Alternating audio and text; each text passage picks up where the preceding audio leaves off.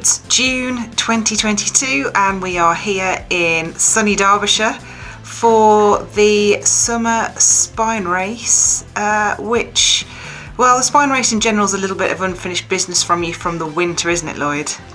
Yeah, I had to retire just after Dufton with about 90 miles to go, so I think it was about 160 something miles in. Now, I know the summer spine is different than the winter spine. I mean, some people would say, oh, you know, doing it in the summer, it's not as difficult, but it's just a different challenge, isn't it? It's the same distance. The weather might be a bit more forgiving, but you know, the distance doesn't change. The terrain is exactly the same, so it's still going to be very difficult. So we'll see how it goes. So is there anything that you learnt from attempting it in the winter that you're going to take forward into the summer? Yeah, a few things. So I went off too quick, to be honest. So my old marathoning credentials I couldn't keep at bay, so I went off too fast. I think also my checkpoint management was pretty poor. I went into the first checkpoint at Hebden Bridge pretty tired, but really didn't know what to do.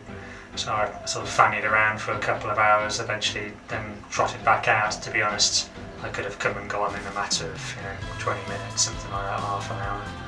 So yeah, I mean they're the main things.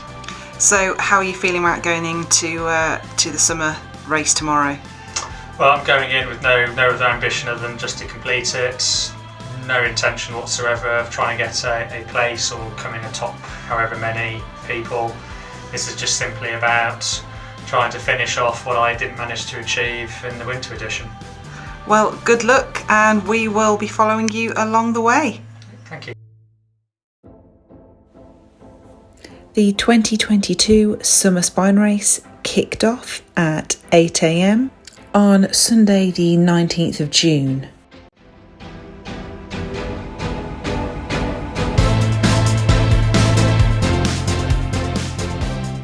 Lloyd set off in a really strong position at the front of the pack with the leaders. He later told me he felt really good and was enjoying the start of the race. The route sees the competitors going up the famous Jacob's Ladder and over Kinder Scout and through the beautiful landscape of Snake Pass.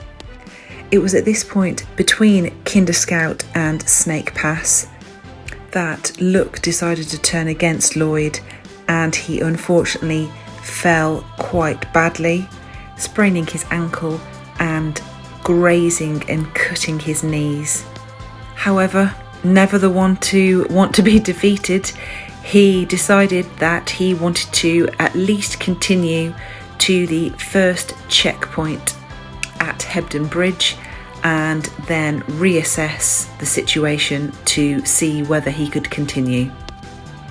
Unfortunately, his injuries had hindered his progress and he was now falling back through the pack, reaching the tracking point at Harropdale at 2:45 in the afternoon.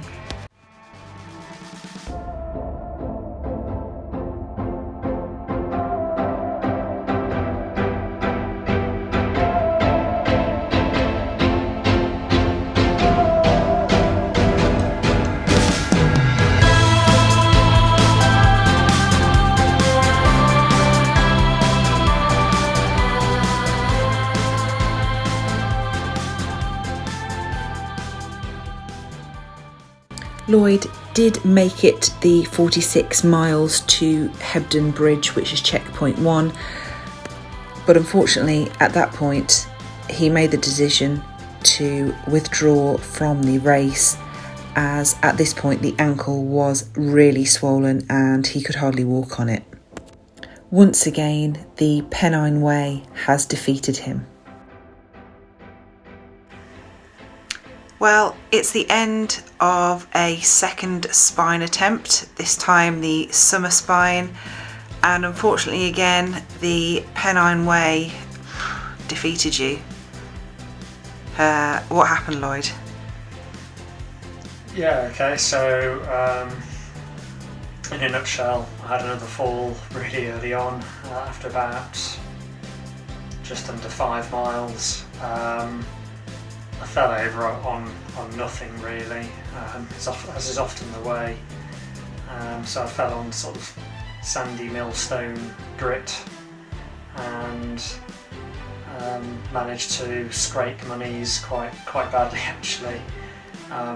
But I twisted my ankle in the process, and it was that really had done the damage. So after I'd fallen over, I could barely put any weight on the ankle for a good minute. So I thought, well, perhaps I could run it off, but I've done this sort of thing before, and I just deep down knew it was bad. I managed to get going, but every step was just come out the whole time. So my pace was just disappeared in an instant. So I was doing really well. I was actually quite near. Well, in fact, I was pretty much aside at Tian, just coming up to him. Been catching him up slowly over a period of a few miles, and from that moment on, I just went backwards. I thought about dropping out there and then, but to be honest, I felt a bit embarrassed really. If to drop out after only a few miles, so I just plodded along bit by bit. I knew my injuries were bad, but in the end I just made it my target to try and get to checkpoint 1, and you never know, some miracle might have happened then, but to be honest, with a few miles to go before CP1 I knew my time was up, and I stopped there. So how are you feeling now a few days after the event? Well, I mean, the first time the winter spine, I was incredibly disappointed. This time actually I'm a little bit less disappointed. I think it happened so early and was kind of a lot more catastrophic than the injuries I had in the spine. The spine was a bit more like lots of little mini injuries over a period of time that accumulated. This was just one big one. It's just one of those things. I have very, very weak ankles, I know I do. And it's just, if I don't fall sooner, it will be later. So I think there are things I can do if I was to have another test stab. I think I need an ankle brace. I just can't do that kind of terrain. I can do ultra running, but just not in that sort of terrain that's so unstable on the ankles. I've twisted it so many times. The tendons in my ankle are just basically so weak. The same thing will keep on happening, is my guess. So is that it now for you in the spine, or are we going to be third time lucky?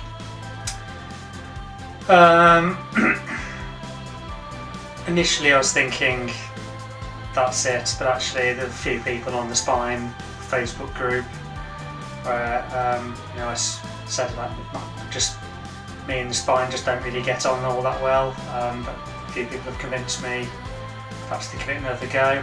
I think really I just need to wait and see. I've already just bought an ankle brace, and I've worn them in the past. I know they are pretty decent. That was a long time ago.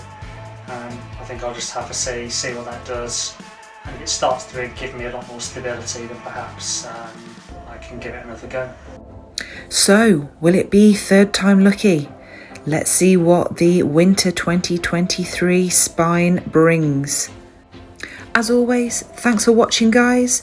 Don't forget you can read Lloyd's blog on his website on the link below, and we will catch up with you for more running adventures soon.